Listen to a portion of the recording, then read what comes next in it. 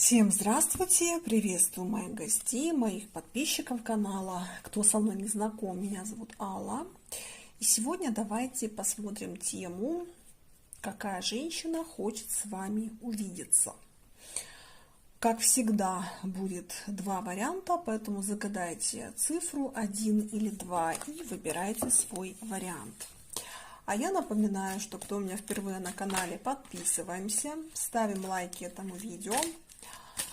И давайте посмотрим, какая же женщина хочет с вами встречи. Кто она? Так, ну вот у меня уже выпали карты. Ну ладно, не буду их брать. Так, какая женщина хочет с вами встречи? Ой, зачем я перевернула? Так, и второй. Вот это первый вариант, и вот это второй вариант. Так, ну что, поехали. Единички. Девятка мечей. Ну, по этой карте здесь единички, те, кто выбрал интуитивно эту карту, подойдет только тем, кто сейчас в ссоре. То есть между вами сейчас или какое-то очень острое недопонимание, или какая-то острая фаза ссоры. Здесь женщина могла что-то вам такое наговорить, наболтать, вот прям какие-то очень неприятные, болезненные вещи, о которых она сейчас сожалеет. Сейчас женщина может быть прям как видите на картинке карты здесь про то, что женщина вот держится за голову руками, то есть у нее зеленое лицо, то есть ей плохо, она вся в каком-то таком негативном, взбудораженном состоянии, и это о том, что человеку здесь невероятно эмоционально плохо. Поэтому единички подойдут только тем, кто сейчас находится в ссоре, вот прям в эпицентре каких-то неприятных выяснений друг с другом. Так, что это за женщина? Ну, вы здесь нормально так знакомы, это явно не новые отношения. Так, перевернутая верховная жрица. А почему так? Что тут вообще между вами происходит? Ну, вы, видимо, здесь сейчас, знаете, как строчите друг другу смс-ки с каким-то неприятным подтекстом. Женщина здесь сейчас может вам писать какие-то гадости, писать какие-то обвинения, какие-то претензии. И самое интересное, знаете, что вот с нее льется, вот прям как из ведра помои, но при этом она понимает, что она не права. Ну вот как хотите, так и понимаете. Здесь такое ощущение, знаете, что вот у женщины прям накопилось кучу всего, и она прям вот, ну, не может. То есть она понимает, что она не права, она понимает, что она рубит сук, на котором сидит, она понимает, что она эти отношения уничтожает. Но здесь говорит не разум, здесь говорят эмоции. Причем эмоции очень негативные. Поэтому здесь про то, что она понимает, что да, вы можете в принципе больше не захотеть с ней вообще отношений, но человек при этом вот его прям несет. Знаете, вот есть такое выражение, человека несет. Вот его несет так, что просто вот не хватает рациональности, не хватает, скажем, мудрости вовремя остановиться и сказать себе стоп. Ты сейчас творишь уже очень плохие дела. Вот, ну не может она остановиться. А что вообще у тебя на сердце? Почему ты так себя ведешь? Что тут такое произошло?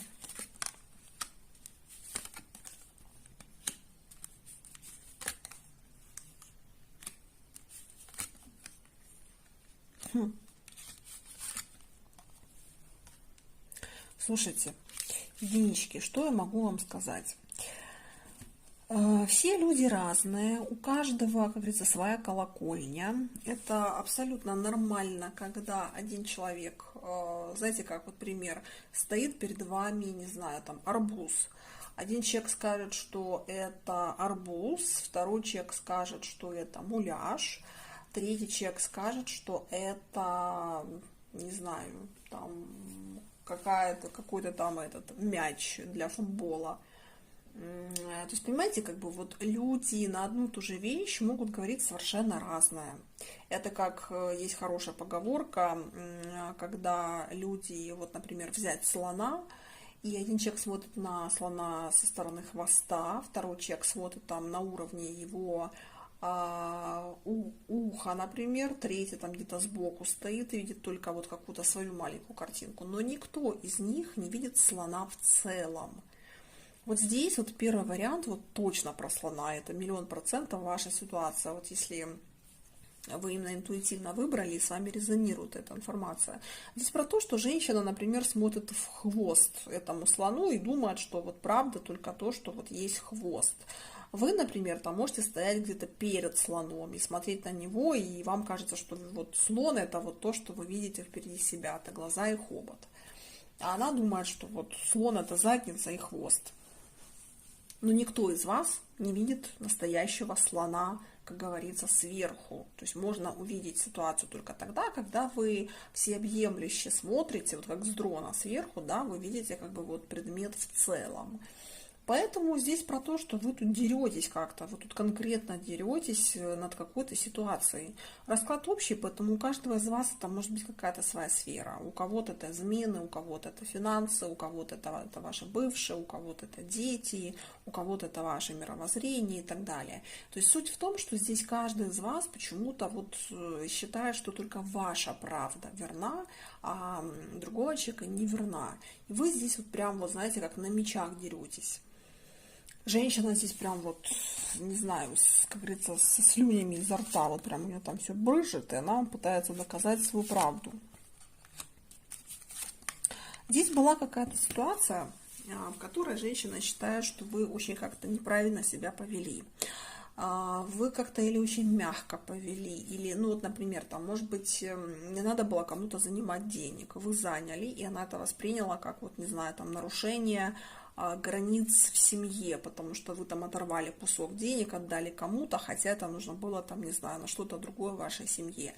Если это ваша просто женщина, не жена, может быть, вы там оторвали кусок времени от ваших отношений, отдали в работу, либо друзьям, либо там оторвали кусок денег, который она вас просила, а вы отдали там друзьям, например, либо еще куда-то направили.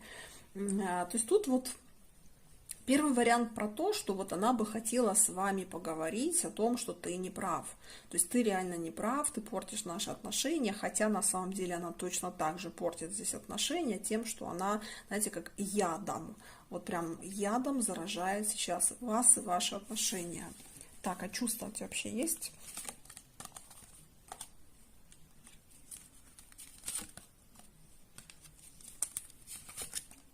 Ну, сейчас у вас очень испортились отношения. А были вообще чувства у тебя?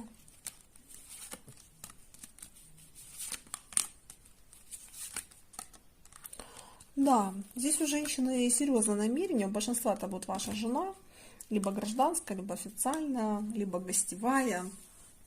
Но здесь человек, у которого, ну, с которым вы ведете совместный быт или вели когда-то, здесь суть в том, что да, женщина здесь очень серьезно вас рассматривала, но я бы хотела сказать, что эти отношения, они не из сердца, они из головы. То есть человек здесь за вас выходил замуж или входил в эти отношения, потому что, ну вот как бы вы какая-то классная кандидатура на роль мужа. Это про то, что, знаете, вот есть люди, которые ищут партнера там для секса, для любви, для чувств, но почему-то вот жить с этим человеком вместе они не могут, потому что хочется просто романтики, никакой ответственности на стороне, да, а в семье тоже все-таки ответственность, и там романтика пропадет через полгода максимум. Поэтому здесь женщина вас выбирала головой, потому что вы действительно человек очень подходящий для нее вот с точки зрения семьи. Но, опять же таки, ваше мировоззрение, оно здесь очень сильно не совпадает. И вот на этом фоне сейчас между вами прям реально война. Поэтому она бы хотела поговорить о том, что она права, а вы не правы. И она бы хотела поговорить о каких-то ваших ментальных установках, о каких-то ваших взглядах на жизнь. Она бы хотела вас переубедить в том, что вот то, что между вами происходит, это неправильно.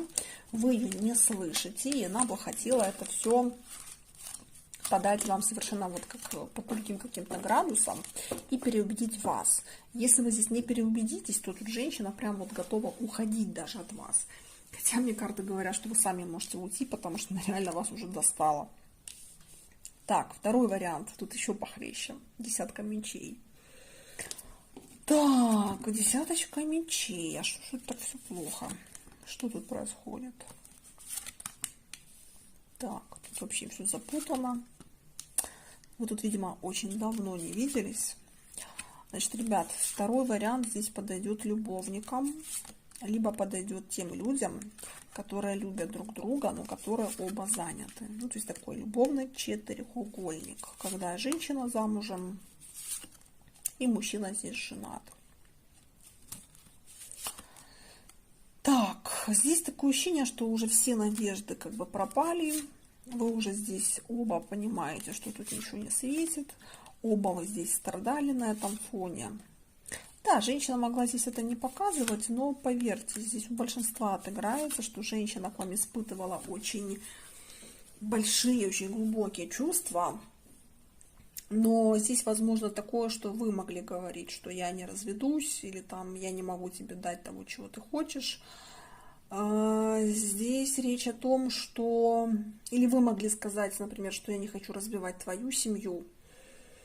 В общем, здесь как-то такие, как это называется, реверансы, знаете, как это господи, в танцах. Типа вот каждый делает реверанс друг другу перед вступлением в танец. И вот здесь какие-то такие партнеры, знаете, типа я не хочу тебе портить жизнь, а он такой, я не хочу тебе портить жизнь. Ну вот как бы давай тогда с тобой расставаться, или давай с тобой общаться как друзья, потому что будущего нет. И здесь вдвоем в каких-то трагедиях, вдвоем тут в каких-то прям страдашках. Женщина здесь понимает, что она вас любит, но быть с вами не может. Знаете, мне второй вариант похож на какую-то, как это, помните, просто Мария была. Люблю, но не могу быть с тобой. Вот здесь вот такая же история. Так, а насколько вы действительно смогли бы быть вместе, вот если бы вы развелись? Ребят, знаете, в чем парадокс? Парадокс здесь в том, что женщина здесь садомазохистка.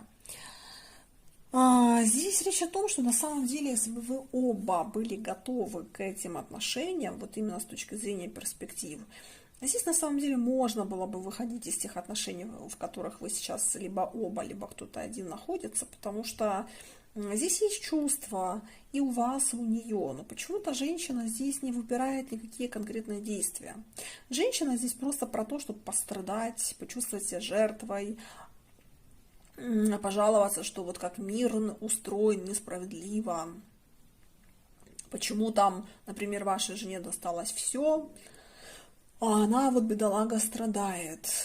Женщина здесь не настроена на конструктив. Женщина здесь почему-то, знаете, как заранее уже смирилась с поражением, и она даже не рассматривает вариант, что тут может быть вообще какой-то хороший финал, хэппи-энд. Она вообще это не рассматривает. У меня такое ощущение, знаете, что женщина, в принципе, к жизни так относится. Здесь человек такой неудачник, человек, который сразу опускает руки, начинает жаловаться, говорит, что жизнь несправедлива, что вот у кого-то все хорошо, а у нее всегда все плохо, вот в таком формате. Здесь женщина может считать, что она вам не нужна, что вы не рискнете ни на что ради нее, хотя, повторюсь, здесь может быть совершенно другая ситуация. Здесь человек просто мрачно как-то видит свою жизнь, перспективы, вас, ваши отношения и так далее. Здесь человек именно такой садомазохист.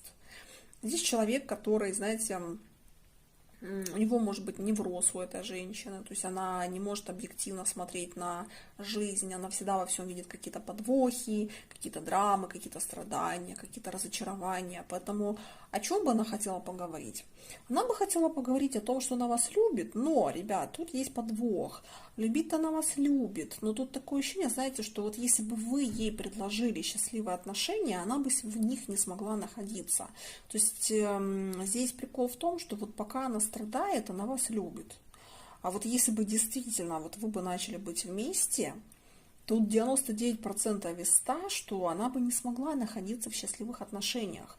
Здесь человек, у которого нет опыта счастливых отношений. Поэтому да, она бы хотела поговорить о своей любви, но здесь больше какая-то драма.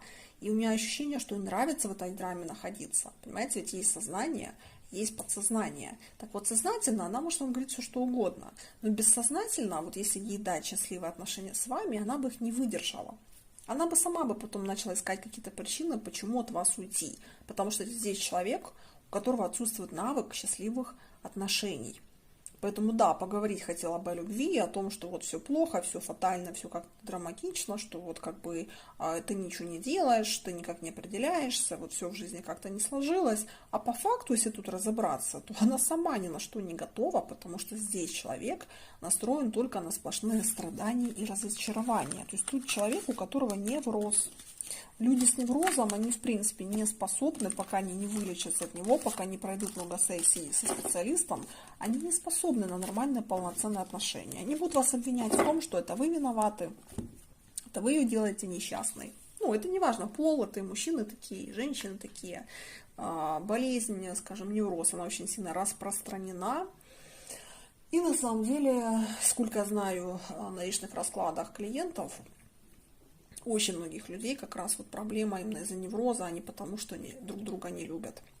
Вот таким, двоечки, получился расклад. Кто себя узнал, отпишитесь в комментариях, ставьте лайки, подписывайтесь на мой канал. Для заказа личных гаданий мои контакты на экране. Просьба не звонить, только писать в WhatsApp или в Telegram. На этом всем хорошего вечера и всем пока.